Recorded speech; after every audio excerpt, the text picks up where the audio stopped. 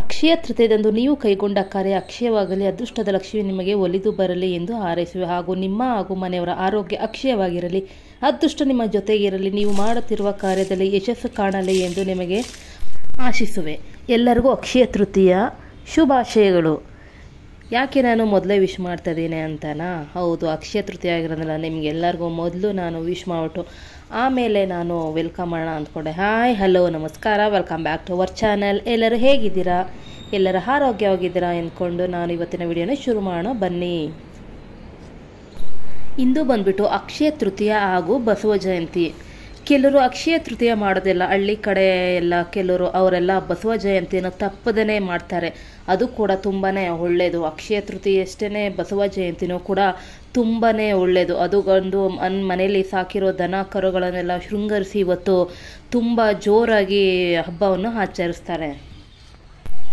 ಎಲ್ಲರೂ ಚಿನ್ನನೇ ತಗೋಬೇಕು ಅಂತ ಏನಿಲ್ಲ ಅಕ್ಷಯ ತೃತೀಯ ದಿನ. ಹೌದು, ಎಲ್ಲರೂ ಚಿನ್ನ ತಗೊಳ್ಳೋಕ್ಕೆ ಆಗೋದೂ ಇಲ್ಲ, ಹೌದಲ್ವಾ? ಈಗಿನ ಚಿನ್ನದ ರೇಟ ನೋಡ್ರೆ ಎಲ್ಲ ತುಂಬ ಗಗನಕ್ಕೇರಿದೆ. ಹಾಗಾಗಿ ಎಲ್ಲರೂ ಚಿನ್ನ ತಗೊಳ್ಳೋದು ಅಂದರೆ ಅದು ಅಸಾಧ್ಯದ ಮಾತು ಅಂತಲೇ ಹೇಳ್ಬೋದು. ದುಡ್ಡಿರೋರು ಸಾಧ್ಯವಾದವರು ಚಿನ್ನನ ತಗೊತಾರೆ. ಆದರೆ ಚಿನ್ನದ ಬದಲು ಕೂಡ ಬೇರೆ ಎಲ್ಲ ವಸ್ತುಗಳನ್ನು, ಅಂದರೆ ಅಷ್ಟೇ ಚಿನ್ನದಷ್ಟೇ ವಿಶೇಷವಾದ ವಸ್ತುಗಳನ್ನು ಕೂಡ ಮನೆಗೆ ತರ್ಬೋದು. ಅಂದರೆ ಅಕ್ಷಯ ತೃತೀಯ ದಿನ ಅದೆಲ್ಲ ಏನು ಯಾವುದು ಅಂತ ನಾನು ಈ ವಿಡಿಯೋದಲ್ಲಿ ಹೇಳ್ತೀನಿ ಬನ್ನಿ. ಇವತ್ತು ಬೆಳಗ್ಗೆ ಎದ್ದುಬಿಟ್ಟು ಮನೆಯೆಲ್ಲ ಕ್ಲೀನ್ ಮಾಡಿಬಿಟ್ಟು ರಂಗೋಲಿ ಹಾಕಿ ಎಲ್ಲ ಮುಗೀತು.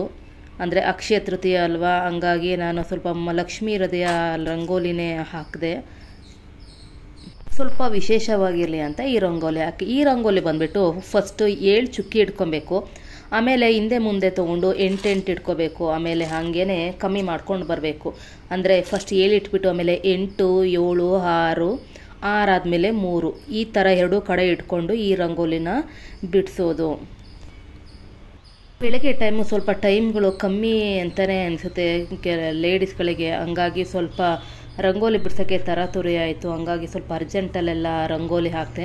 ಹಾಗೆಯೇ ಮೊದಲು ಬಂದುಬಿಟ್ಟು ನಾನು ಬಾಗಿಲಿಗೆ ಅರಶಿನ ಹಚ್ಬಿಟ್ಟು ಬಿಟ್ಟೆ, ಹಾಗೆಯೇ ರಂಗೋಲಿ ಹಾಕೋಕ್ಕೆ ಹೋಗಲಿಲ್ಲ. ಆಮೇಲೆ ಹಾಕೋಣ, ಈಗ ಸ್ವಲ್ಪ ಅರಶಿನ ಹಚ್ಬಿಟ್ಟು ಒಣಗಲಿ ಅಂತ ಬಿಟ್ಟೆ. ಏನಕ್ಕೆ ಅಂತ ನಾನು ಆಮೇಲೆ ತೋರಿಸ್ತೀನಿ. ಶುಕ್ರವಾರ ಹಾಗೆ ಮಂಗಳವಾರ ಬಂದುಬಿಟ್ಟು ಬಾಗಿಲಿಗೆ ಅರಶಿನ ಹಾಕಿ ರಂಗೋಲಿನ ಹಾಕಬೇಕು, ತುಂಬ ವಿಶೇಷವಾಗಿ ಇರುತ್ತೆ. ಹಾಗಾಗಿ ಇವತ್ತು ಹಬ್ಬನೂ ಕೂಡ ಶುಕ್ರವಾರನೂ ಕೂಡ ಅಲ್ವಾ, ಹಾಗಾಗಿ ನಾನು ಬಾಗಿಲಿಗೆ ಅರಶಿನ ಹಚ್ಬಿಟ್ಟು ಬಿಡ್ತಾ ಇದ್ದೀನಿ. ಕ್ವಾರ್ಟರ್ಸ್ ಆಗಿರೋದ್ರಿಂದ ಸ್ವಲ್ಪ ಬಾಗಿಲು ಹಳೇದಾಗಿದೆ, ಹಿಂಗಿದೆ ಅಂತ ಅಂದ್ಕೊಂಬೇಡಿ ಯಾರೂ. ಕ್ವಾರ್ಟರ್ಸ್ಗಳು ಸಾಮಾನ್ಯಾಗೆಲ್ಲ ಹಳೇದೇ ಇರುತ್ತಲ್ವ, ಹಾಗಾಗಿ ಈ ಥರ ಇದೆ ಬಾಗಿಲು ಅಷ್ಟೇ. ನೆಕ್ಸ್ಟ್ ಬಂದುಬಿಟ್ಟು ನಾನು ಮನೆಯೆಲ್ಲ ಕ್ಲೀನ್ ಮಾಡಿದೆ ಜಸ್ಟ್ ಎಲ್ಲನೂ. ಆಮೇಲೆ ಎಲ್ಲನೂ ಕಸ ಎಲ್ಲ ಗುಡಿಸ್ತಾ ಇದ್ದೆ. ನಿನ್ನೆ ದಿನಸಿನ ತೊಗೊಂಬಂದಿದ್ದೆ, ಹಂಗಾಗಿ ಅಕ್ಕಿ ಚೀಲನೂ ಕೂಡ ಅಲ್ಲೇ ಇಟ್ಟಿದ್ದೆ ಬಾಕ್ಸಿಗೆ ಫಿಲ್ ಮಾಡ್ಕೊಳ್ಳೋಣ ಅಂತ.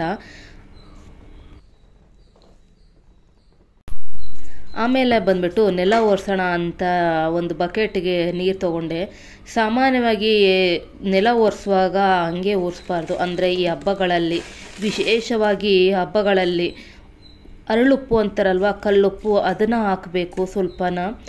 ಈ ಕಲ್ಲುಪ್ಪನ್ನ ಡೈಲಿ ಕೂಡ ಹಾಕಿ ಒರೆಸ್ಬೋದು, ಅದರಲ್ಲೂ ಹಬ್ಬಗಳಲ್ಲಿ ವಿಶೇಷವಾಗಿ ಹಾಕಬೇಕು. ಹಾಗೆಯೇ ಸ್ವಲ್ಪ ಚಿಟಿಕೆ ಅರಿಶಿನ ಪುಡಿನೂ ಹಾಕಬೇಕು. ಉಪ್ಪನ್ನು ಯಾಕೆ ಹಾಕೋದು ಅಂದರೆ, ಮನೇಲಿ ಯಾವುದೇ ರೀತಿಯ ನೆಗೆಟಿವಿಟಿ ಇದ್ದರೆ ಆ ಉಪ್ಪನ್ನು ಹಾಕಿ ನಾವು ಡೈಲಿ ಮನೆ ಒರೆಸೋದ್ರಿಂದ ನೆಗೆಟಿವಿಟಿ ಎಲ್ಲ ಹೋಗುತ್ತೆ. ಹಾಗೆಯೇ ಅರಿಶಿನ ಹಾಕ್ಬಿಟ್ಟು ಹಬ್ಬ ಅಲ್ವಾ, ಹಾಗಾಗಿ ಸ್ವಲ್ಪ ಮನೆ ಏನಾದ್ರು ಮೈಲಿಗೆ ಆಗಿದ್ದರೆ ಅಥವಾ ಏನಾದರೂ, ಈಗ ನಾವು ಕೆಲವು ಟೈಮ್ ನಾನ್ ವೆಜ್ ತಿನ್ನೋರಾದರೆ ನಾನ್ ವೆಜ್ ತಿಂದಿರ್ತಾರಲ್ವ, ಹಂಗಾಗಿ ಇಲ್ಲ ಲೇಡೀಸ್ಗೆ ಪೀರಿಯಡ್ಸ್ ಈ ಥರ ಏನಾರು ಆಗಿರಲಿ, ಇಲ್ಲ ಯಾರ್ಯಾರು ಬಂದು ಹೋಗಿರ್ತಾರಲ್ವ, ಹಾಗಾಗಿ ಸ್ವಲ್ಪ ಅರಿಶಿನ ಹಾಕಿ ಒರೆಸಿದ್ರೆ ತುಂಬಾ ಕ್ಲೀನಾಗಿರುತ್ತೆ. ಹಾಗೆಯೇ ನೆಕ್ಸ್ಟ್ ಬಂದುಬಿಟ್ಟು ದೇವ್ರ ಮನೆಯನ್ನು ಒರೆಸ್ಕೊಳ್ಳೋಕ್ಕೆ ಅಂತ ಬಂದೆ. ಅಷ್ಟರಲ್ಲಿ ನಾನು ಸ್ನಾನ ಮಾಡಿಬಿಟ್ಟು ಹಾಗೆ ಹೋಗ್ಬಿಟ್ಟು ಸ್ವಲ್ಪ ಕಲ್ಲುಪ್ಪನ್ನು ತಗೊಂಬರ್ಬೇಕಾಗಿತ್ತು.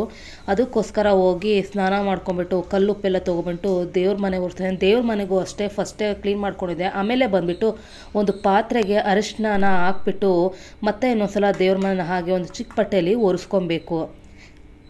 ತುಂಬಾ ಒಳ್ಳೆಯದಾಗುತ್ತೆ ಈ ರೀತಿ ಮಾಡೋದ್ರಿಂದ. ಈ ಥರ ಮಾಡಿ ನೋಡಿ, ನಿಮಗೆ ಅದ್ರ ವ್ಯತ್ಯಾಸ ನಿಮಗೆ ಅದು ಗೊತ್ತಾಗ್ಬಿಡುತ್ತೆ. ನಾನಿವಾಗ ಬಂದುಬಿಟ್ಟು ಅಕ್ಷಯ ಪಾತ್ರೆನ ಮಾಡ್ತಾಯಿದ್ದೀನಿ. ಅಕ್ಷಯ ಪಾತ್ರೆ ಮಾಡಲಿಕ್ಕೆ ನಾನು ಹಿಂದಿನ ದಿನವೇ ಮಡಿಕೆನ ತೊಗೊಂಬಂದಿದ್ದೆ. ಯಾಕೆ ಅಂದರೆ ಅದನ್ನು ಸ್ವಲ್ಪ ನೀರಿನಲ್ಲಿ ನೆನೆಸ್ಬಿಟ್ಟು ಒಣಗಿಸಿ ಇಟ್ಕೊಬೇಕು. ಅದಕ್ಕೋಸ್ಕರನೇ ಈ ಥರ ಪೂಜೆ ಯಾರ್ಯಾರು ಮಾಡ್ತೀರೋ ಅವರೆಲ್ಲ ಹಿಂದಿನ ದಿನವೇ ತೊಗೊಬಂದರೆ ತುಂಬಾ ಒಳ್ಳೆಯದು. ಅದಕ್ಕೋಸ್ಕರ ನಾನು ಹಿಂದಿನ ದಿನ ತೊಗೊಂಬಂದೆ. ಇವತ್ತು ಬಂದುಬಿಟ್ಟು ಅದಕ್ಕೆ ಸ್ವಲ್ಪ ಅರಿಶಿನ ಹಾಗೂ ಗಂಧನ ಮಿಕ್ಸ್ ಮಾಡಿಬಿಟ್ಟು ಸ್ವಲ್ಪ ನಾನಿಲ್ಲಿ ಹಚ್ತಾ ಇದ್ದೀನಿ. ಸ್ವಲ್ಪ ಜಾಸ್ತಿ ತೆಳುನೂ ಮಾಡ್ಕೊಬಾರ್ದು, ಗಟ್ಟಿನೂ ಮಾಡ್ಕೋಬಾರ್ದು. ಹಾಗೆ ಅದಕ್ಕೆಲ್ಲ ಪೂರ್ತಿ ನಾವು ಅರಿಶಿನ ಹಚ್ಕೊಬೇಕು. ಹೀಗೆ ಪೂರ್ತಿ ಮಡಿಕೆಗೆಲ್ಲ ಅರಿಶಿನ ಹಚ್ಚಿಬಿಟ್ಟು ಸ್ವಲ್ಪ ಅದು ಒಣಗಲಿಕ್ಕೆ ಬಿಡಬೇಕು. ಯಾಕೆಂದರೆ ಅದಕ್ಕೆ ಇನ್ನೂ ಮುಗ್ದೆಲ್ಲ ಇನ್ನೂ ಸ್ವಲ್ಪ ಅದಕ್ಕೆ ಕೆಲಸ ಇದೆ. ಹಂಗಾಗಿ ಸ್ವಲ್ಪ ಒಣಗಲಿ ಅಂತ ನಾನು ಹಾಗೆ ಅರಿಶಿನ ಹಚ್ಚಿ ಬಿಟ್ಟೆ. ಇದು ಒಣಗೋದ್ರೊಳಗಡೆ ನಾನು ದೀಪಕ್ಕೆ ಸ್ವಲ್ಪ ಬತ್ತಿ ಎಲ್ಲ ರೆಡಿ ಮಾಡಿಕೊಂಡೆ. ಆಮೇಲೆ ಬಂದುಬಿಟ್ಟು ಒಂದು ಪ್ಲೇಟ್ ತೊಗೊಂಡು ನೀವು ಈ ಕಂಚಿಂದನಾರು ತೊಗೋಬೋದು, ಇಲ್ಲ ಮಡಿಕೆ ಅಂದರೆ ಮಣ್ಣಿಂದ ಬರುತ್ತಲ್ವ ಅದನ್ನಾದ್ರೂ ತೊಗೊಂಬಿಟ್ಟು ಅದಕ್ಕೆ ಈ ಥರ ಅಷ್ಟದಳ ರಂಗೋಲಿನ ಬಿಡಿಸ್ಬೇಕು. ಇದು ಬಂದುಬಿಟ್ಟು ಅಕ್ಷಯ ಪಾತ್ರೆ ಮಾಡಲಿಕ್ಕೆ ಮಾಡ್ತಾ ಇರೋ ವಿಧಾನ. ಈ ಥರ ರಂಗೋಲಿನ ಬಿಟ್ಬಿಟ್ಟು ಇದಕ್ಕೆ ಅರಿಶಿನ ಕುಂಕುಮ ಹಾಗೇ ಸ್ವಲ್ಪ ಅಕ್ಷತೆನ ಹಾಕಿ ಪೂಜೆ ಮಾಡಿ ಆಮೇಲೆ ಸ್ವಲ್ಪ ಹೂವು ಇಟ್ಟು ಎಲ್ಲ ಈ ಥರ ಪೂಜೆ ಮಾಡೋದ್ರಿಂದ ತುಂಬಾ ಒಳ್ಳೆಯದು. ಅಕ್ಷಯ ಅಂದರೆ ಏನು, ಯಾವತ್ತೂ ಖಾಲಿ ಆಗದೆ ಇರೋದು ಹಾಗೂ ದ್ವಿಗುಣಗೊಳ್ಳೋದು ಅಂತ ಅರ್ಥ ಅಲ್ವಾ. ಅದಕ್ಕೋಸ್ಕರ ನಾವು ಈ ರೀತಿ ಪೂಜೆ ಮಾಡಿದ್ರೆ, ಅದು ಅಕ್ಷಯ ತೃತೀಯ ದಿನ ಪೂಜೆ ಮಾಡಿದ್ರೆ ತುಂಬಾ ಒಳ್ಳೆಯದು ಅಂತ ಹೇಳ್ತಾರೆ. ಆಮೇಲೆ ಬಂದುಬಿಟ್ಟು ನಾನು ಮೊದಲೇ ಬಾಗಿಲಿಗೆ ಅರಿಶಿನ ಹಚ್ಚಿ ಬಿಟ್ಬಿಟ್ಟಿದ್ನಲ್ಲ, ಅದು ಸ್ವಲ್ಪ ಒಣಗಲಿಕ್ಕೆ. ಯಾಕೆ ಅಂದರೆ ಆಮೇಲೆ ಬಂದುಬಿಟ್ಟು ಸ್ವಲ್ಪ ಬಾಗಿಲಿಗೆ ಆ ಕಡೆ ಈ ಕಡೆ ಸುಸ್ತಿಕ್ ಅಂತ ಬರೀಲಿಕ್ಕೆ, ಆವಾಗಲೇ ಹಸಿದ್ರಲ್ಲೇ ಬರೆದ್ರೆ ಅದು ಅದ್ರ ಮೇಲೆ ಇದು ಮತ್ತೆ ಕೂರ್ತಾ ಇರಲಿಲ್ಲ ಅಲ್ವಾ. ಹಾಗಾಗಿ ಒಣಗಲಿ ಅಂತ ಬಿಟ್ಬಿಟ್ಟು ಸುಸ್ತಿಕ್ ಅಂತ ಎರಡೂ ಕಡೆ ಬಿಟ್ಬಿಟ್ಟು ಆಮೇಲೆ ರಂಗೋಲಿನ ಹಾಕ್ತೆ. ಆಮೇಲೆ ಅಷ್ಟರಲ್ಲಿ ಹೋಗಿ ಅದರಲ್ಲಿ ಮಡಿಕೆಗೆ ಅರಿಶಿನ ಹಚ್ಚಿದ್ದು ನಾನು, ಅದು ಕೂಡ ಒಣಗಿತ್ತು. ಆಮೇಲೆ ಬಂದುಬಿಟ್ಟು ಅದ್ರ ಮೇಲೆ ಶ್ರೀ ಅಂತ ಬರಿತಾ ಇದ್ದೀನಿ. ಈ ರೀತಿ ಮಾಡೋದ್ರಿಂದ ತುಂಬಾ ಒಳ್ಳೆಯದಾಗತ್ತೆ. ಆವಾಗಲೇ ನಾನು ಚಿನ್ನ ತೊಗೊಳಕ್ಕಾಗಲಿಲ್ಲ ಅಂದರೆ ಬೇರೆ ಯಾವೆಲ್ಲ ವಸ್ತುಗಳನ್ನು ತೊಗೋಬೇಕು ಅಂತ ಹೇಳ್ತೀನಿ ಅಂದಿದ್ನಲ್ಲ. ಹೌದು, ಅಕ್ಷಯ ತೃತೀಯ ದಿನ ಬರೀ ಏನು ಚಿನ್ನ ತೊಗೊಬೇಕು ಅಂತಲೇ ಏನಿಲ್ಲ. ನಾವು ಅದರ ಬದಲಿಗೆ ಬೇರೆ ಎಲ್ಲ ವಸ್ತುಗಳನ್ನು ಅಂದರೆ ಈಗ ಉಪ್ಪು ಆಗಿರ್ಬೋದು, ಉಪ್ಪು ಬಂದುಬಿಟ್ಟು ಚಿನ್ನದಷ್ಟೇ ಲಕ್ಷ್ಮೀ ದೇವಿಗೆ ಪ್ರಿಯವಾದ ವಸ್ತು ಅಂತಲೇ ಹೇಳ್ಬೋದು. ಅಷ್ಟೇ ಚಿನ್ನಕ್ಕೆ ಎಷ್ಟು ಬೆಲೆ ಇದೆ, ಉಪ್ಪಿಗೂ ಕೂಡ ಅಷ್ಟೇ ತುಂಬ ಮಹತ್ವ ಕೂಡ ಇದೆ.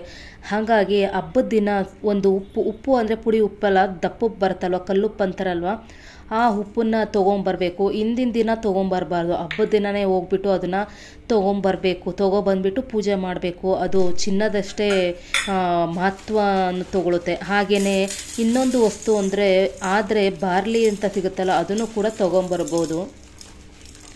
ನಾನಿಲ್ಲಿ ತಗೊಬಂದಿದ್ನಲ್ಲ ಅದನ್ನು ಒಂದು ಪ್ಲೇಟಿಗೆ ಹಾಕ್ಬಿಟ್ಟು ಯಾಕೆ ಅಂದರೆ ನಾವು ಆ ಮಡಿಕೆಗೆ ಪ್ಯಾಕೆಟಿಂದನೇ ನಾವು ಸುರಿಯೋ ಹಾಗಿಲ್ಲ. ಹಾಗಾಗಿ ನಾವು ಒಂದು ಮುಡಿ ಹಿಡಿಯಷ್ಟು 3 ಸಲ ಉಪ್ಪನ್ನು ಹಾಕಿದ್ರೆ ಸಾಕಾಗತ್ತೆ, ಪ್ಯಾಕೆಟಲ್ಲೇ ಸುರಿಬಾರ್ದು. ಹಾಗಾಗಿ ನಾನಿಲ್ಲಿ 3 ಹಿಡಿನ 3 ಸಲ ನಾನು ಹಾಕ್ತಾಯಿದ್ದೀನಿ. ಇನ್ನು ಮಿಕ್ಕಿದ ಉಪ್ಪನ್ನು ಪ್ಲೇಟಿಗೆ ಹಾಗೇ ಹಾಕಿಬಿಟ್ಟು ನಾವು ಪೂಜೆ ಮಾಡಲಿಕ್ಕೆ ಇಡಬೇಕು. ಹಾಗೆ ಪ್ಯಾಕೆಟ್ ಕೂಡ ಇಡ್ಬೋದು, ಅದರ ಬದಲು ನಾನು ಈ ಥರ ಪ್ಲೇಟಿಗೆ ಹಾಕ್ಬಿಟ್ಟು ಇಡ್ತಾ ಇದ್ದೀನಿ.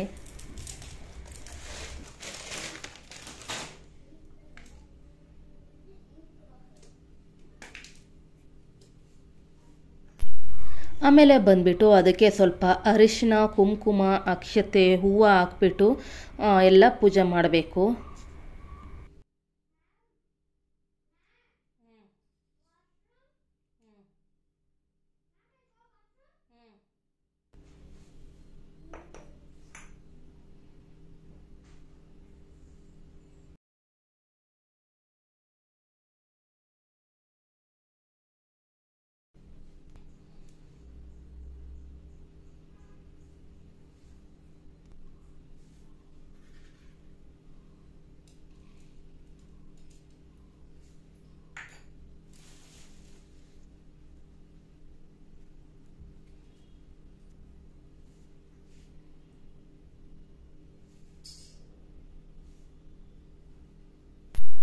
ಹಾಗೆ ಪ್ಲೇಟ್ನಲ್ಲಿ ಉಪ್ಪಿಟ್ಟಿದ್ನಲ್ಲ ಅದಕ್ಕೂ ಕೂಡ ಅರಿಶಿನ ಕುಂಕುಮನ ಹಚ್ಚಬೇಕು.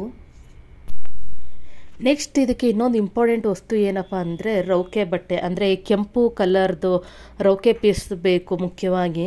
ಅದನ್ನು ಅಂದರೆ ಆ ಕುಡಿಕೆ ಒಳಗಡೆ ಹಾಕಿ ಅದರೊಳಗಡೆ ಸ್ವಲ್ಪ ದುಡ್ಡು ನಮಗೆ ಇಚ್ಛಾಶಕ್ತಿ ಎಷ್ಟಾಗುತ್ತೋ ಅಷ್ಟು ದುಡ್ಡನ್ನ ಹಾಕ್ಬಿಟ್ಟು ಮತ್ತೆ ಅದಕ್ಕೆ ಅರಿಶಿನ ಕುಂಕುಮ ಅಕ್ಷತೆ ಹಾಗೆ ಹೂವು ಹಾಕ್ಬಿಟ್ಟು ಹಾಗೆ ನಮ್ಮ ಹತ್ರ ಬೆಳ್ಳಿ ಅಥವಾ ಚಿನ್ನದ ಏನಿರುತ್ತೋ ಅದನ್ನು ನಾವು ಹಾಕ್ಬಿಟ್ಟು ಪೂಜೆ ಮಾಡಬೇಕು.